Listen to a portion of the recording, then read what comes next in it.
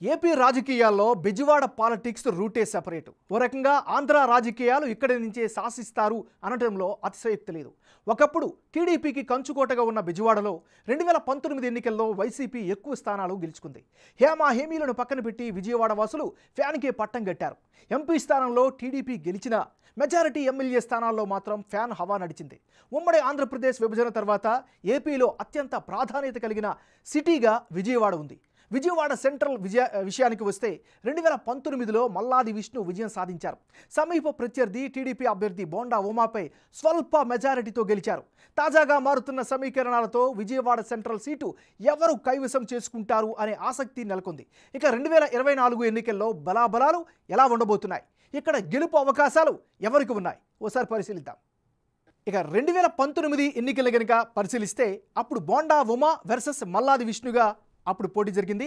ఆ ఎన్నికల్లో అంటే 2019 ఎన్నికల్లో వైఎస్ఆర్ కాంగ్రెస్ పార్టీకి చెందినటువంటి నాయకుడు మల్లాది విష్ణుకు 40% ఓటు షేర్ దక్కితే బోండా ఉమా తెలుగుదేశం పార్టీ నుంచి పోటీ చేసినట్టు బోండా ఉమాకు కూడా 40% ఓటు షేర్ దక్కించుకున్నారు. ఇక సిపిఎంకు 16.48% ఓటు షేర్ దక్కితే ఇతరులకు పెద్దగా ఎలాంటి ఓటు షేర్ రాలేదు. అంటే ఒక రకంగా చూస్తే బ్రాహ్మణ సామాజిక వర్గానికి చెందిన మల్లాది విష్ణు 2009 తర్వాత 2019లో ఇక్కడి నుంచి విజయం సాధించారు.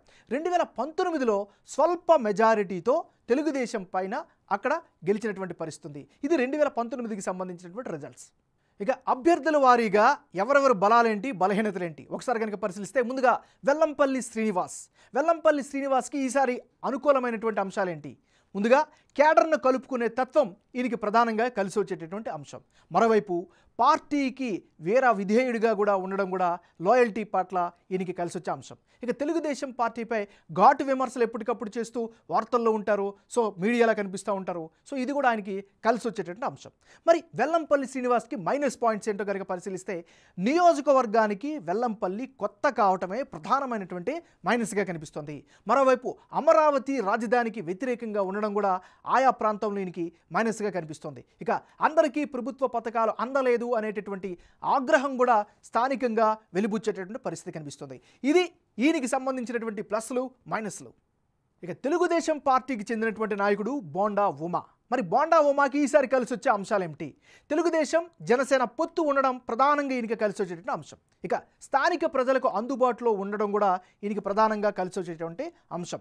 ప్రజా సమస్యలపై ఎప్పటికప్పుడు పోరాటం చేస్తారు, మాస్ ఇమేజ్ అయితే ఉన్నటువంటి నాయకుడు. ఇది ఈయనకి ప్రధానంగా కలిసి వచ్చేటువంటి అంశాలు. అదేవిధంగా అమరావతి రాజధాని స్టాండ్పై కూడా బలంగా ఉండడం కూడా ఈయనకి కలిసి వచ్చే అంశం. మరి బోండా ఉమాకి ఈసారి మైనస్ అయ్యే అంశాలు ఏమిటి? టీడీపీ జనసేన కార్యకర్తల సమన్వయ లోపమే ప్రధానమైనటువంటి మైనస్గా ఇక్కడ కనిపిస్తుంది. మరోవైపు కేసినేని నానిపై లేనిపోని కామెంట్స్ చేశారు అనేటటువంటి ఆరోపణలు కూడా వినిపిస్తున్నాయి. ఇది కూడా మైనస్ అయ్యే ఛాన్సెస్ ఉన్నాయి. ఇక అన్ని తానై పార్టీలో ఇతర వాయిస్ వినిపించరు అనేటటువంటి ఒక అపవాదు కావచ్చు, ఆరోపణ కావచ్చు ఈయన పట్ల బలంగా వినిపిస్తుంది. ఇది ఈయనకి సంబంధించిన మైనస్లు. ఇవి ఈయనకి సంబంధించిన ప్లస్లు మైనస్లు. ఇక సిపిఎం పార్టీకి చెందినటువంటి నాయకుడు చిగురుపాటి బాబురావు. ఈయనకి సంబంధించినటువంటి ప్లస్లు ఏంటో ముందుగా చూస్తే రాజకీయాల్లో సౌమ్యుడిగా మంచి పేరు సంపాదించుకున్నారు, వ్యక్తిగతంగా మంచి ఇమేజ్ ఉంది. ఇది బాగా కలిసి వచ్చే అంశం. ఇక స్థానిక సమస్యలపై పోరాటం చేస్తూ ప్రజల్లో ఉండడం ఈయనకి ప్రధానమైన బలం. ఇక గతంలో పేదల పక్షాన అనేక పోరాటాలు చేయడం కూడా ఈయనకి కలిసి వచ్చేటువంటి అంశం.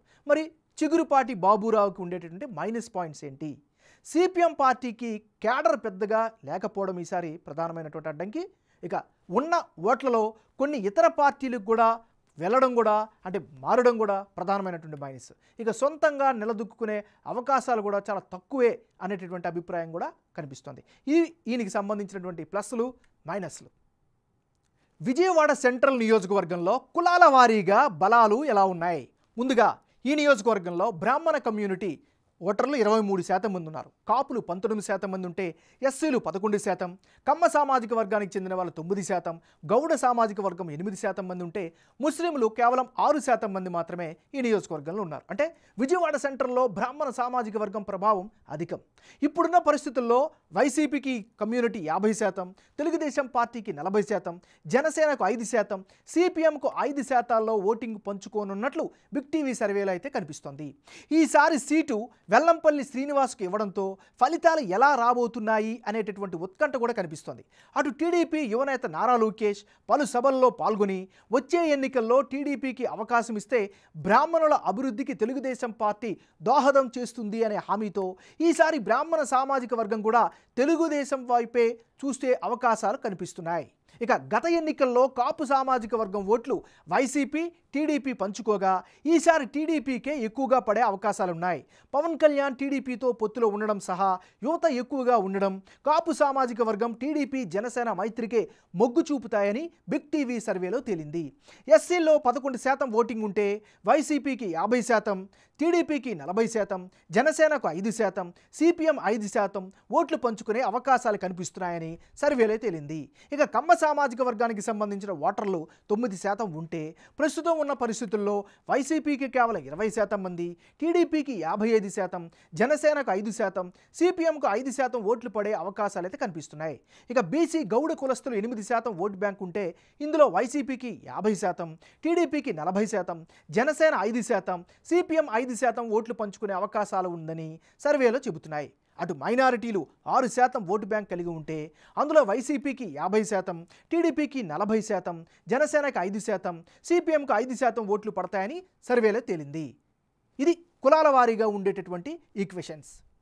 ఇక రానున్న ఎన్నికల్లో ఎవరెవరు పోటీలో ఉంటే ఫలితాలు ఏ విధంగా వచ్చే అవకాశం ఉందో పరిశీలిద్దాం. ముందుగా వెల్లంపల్లి శ్రీనివాస్ వర్సెస్ బోండా ఉమా, వీళ్ళిద్దరి మధ్య కనుక పోటీ జరిగితే అప్పుడు వైసీపీకి 38% ఓటు శాతం వచ్చే అవకాశం ఉన్నట్టు తెలుస్తుంటే తెలుగుదేశంకి ఏకంగా 46% ఓటు షేర్ దక్కించుకునే ఛాన్సెస్ కనిపిస్తున్నాయి.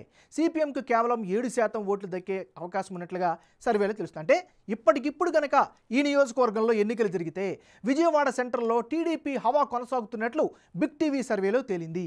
టీడీపీ జనసేన పొత్తుతో అభ్యర్థిని దింపితే విజయ అవకాశాలు పెరుగుతాయని సర్వేలో తేలింది. వైసీపీ నుంచి టికెట్ కన్ఫర్మ్ చేసుకున్న వెల్లంపల్లి శ్రీనివాస్ టీడీపీ జనసేన పొత్తుతో రంగంలోకి దిగే అభ్యర్థిని ఢీకుంటే వెల్లంపల్లికి 38% గెలుపు అవకాశాలు ఉండగా బోండా ఉమా లేదా టీడీపీ జనసేన పొత్తులో నిలబడే అభ్యర్థికి 46% విజయ అవకాశాలు ఉన్నాయి.